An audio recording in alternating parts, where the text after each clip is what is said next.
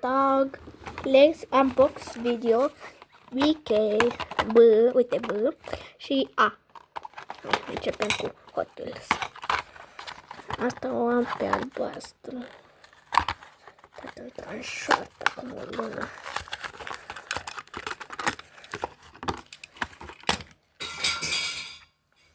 Ia, mai vedem ce este. Ford 2, nu, acum 2 ani e făcut. Punem două parte. Acum hai la Explore. Stai detaliile. Pe galben o am pe albastru. Am pe albastru la Kaufland.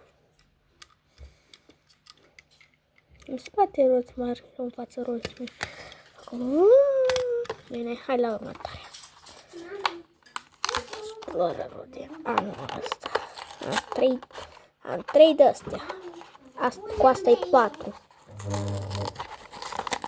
Pune berea la locul ei, ce cauți acolo? Nu-i greu. Le bei tu? Astea mai greu.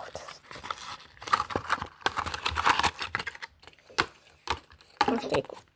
Ia, uite, a venit un de ăsta.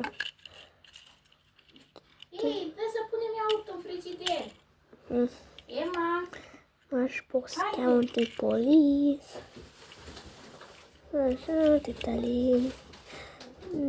Ford 2016 Ford Intercept.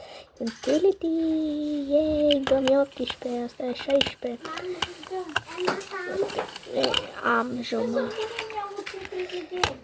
Îi dau 8 și 9. Unul, da? Cu fructe sau cu biscuite? Asta a fost review. Cu biscuite. Dă astea să le băgăm.